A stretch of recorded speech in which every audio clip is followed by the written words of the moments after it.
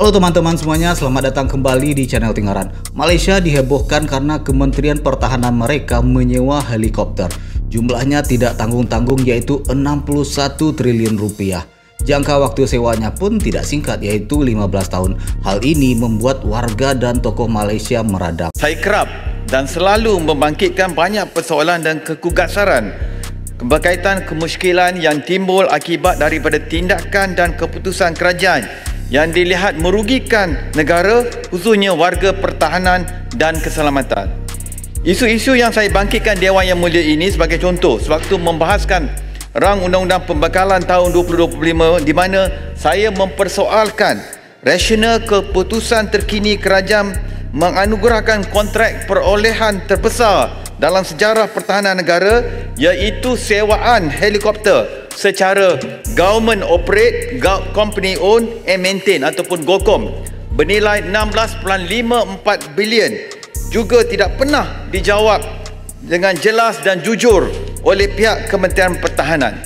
Walaupun ramai rakan-rakan saya sama ada di sebelah sini atau di sebelah sana muskil dan ragu akan rasional keputusan perolehan kerajaan dalam program sewaan helikopter secara GOCOM ini, yang mana kontraknya sudah pun dianugerah secara rasmi dan juga secara tergesa-gesa kepada syarikat Westa Aviation Services Sdn Bhd pada 9 Disember yang lalu. Walaupun timbul kemusykilan keupayaan pesawat helikopter jenis AW149 yang akan dibekalkan kepada pihak end user dilihat tidak sesuai serta tidak memenuhi aspek keperluan operasi harian terutama kepada pihak Angkatan Tentera Malaysia, namun kerajaan tetap meneruskan keputusan pemilihan sewaan aset jenis ini. Malaysia sewa helikopter selama 15 tahun. Let's go. So, perkembangan terkini dunia pertahanan Malaysia, di mana Malaysia akan membuat sewa helikopter sebanyak 28 biji sebanyak 16.5 bilion ringgit. Okey, ini dimaklumkan oleh Menteri Pertahanan Malaysia Datuk Seri Khalid Nordin semalam. Jadi berdasarkan makluman, semasa pembelian sewaan itu akan dijalankan secara GOCOM, government owned company maintain, GOCOM. So, helikopter itu dibahagikan kepada beberapa agensi, di mana 7 buah helikopter adalah untuk polis, PRM, sebuah adalah untuk Jabatan Perdana Menteri, 2 buah untuk Tentera Laut Diraja Malaysia, 12 buah untuk TUDM, Tentera Udara Diraja Malaysia, dan 5 buah untuk Jabatan Bomba dan Penyelamat. Jadi jumlah semua 28 buah lah. So, tujuan utama sewaan ini adalah selama 15 tahun bernilai 16.5 bilion adalah untuk supaya helikopter itu dapat bersiap sedia untuk operasi serta-merta. Ini satu lagi isu helikopter. Semalam Yang Tuan Agong bagi tahu bahawa jangan ada perkara-perkara personal yang dibawa, mesti mempertahankan untuk rakyat. Ini yang saya nak pertahankan. Pasal apa kerajaan membuat polisi menyewa helikopter yang begitu tinggi harganya?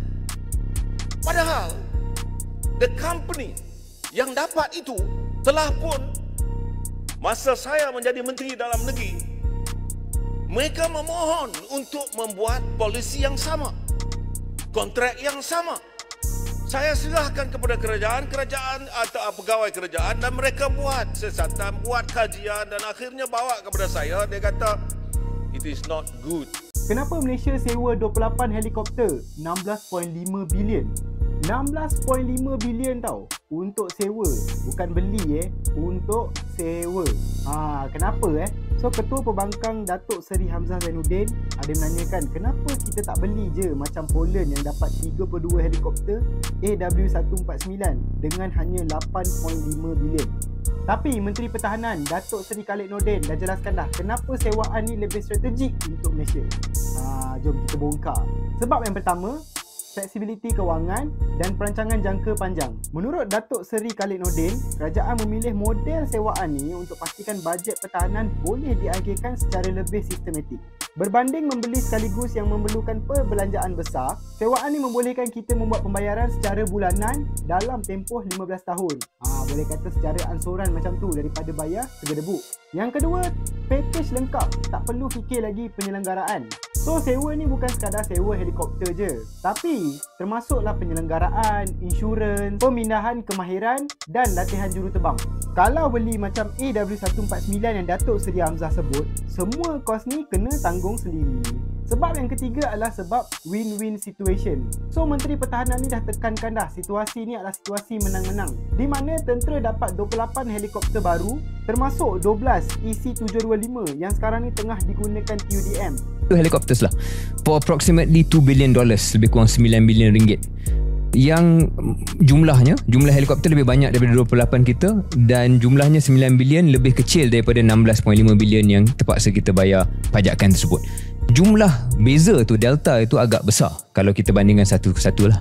Jadi satu ialah what is the comparison, the quantitative comparison yang anda boleh jelaskan sama ada pada PAC daripada awam untuk kita faham kenapa you pilih yang ini. Kedua ialah proses itu sendiri. Dan ketiga, yang ini sedikit delicate lah, sedikit sensitif.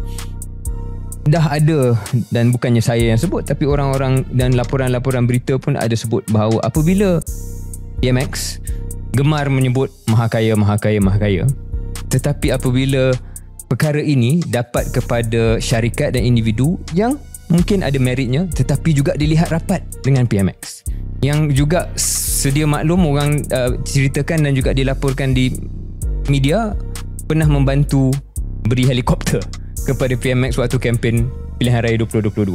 What do you expect people to? Of course people wonder, right? So sekali lagi, saya bukan kata ada benda.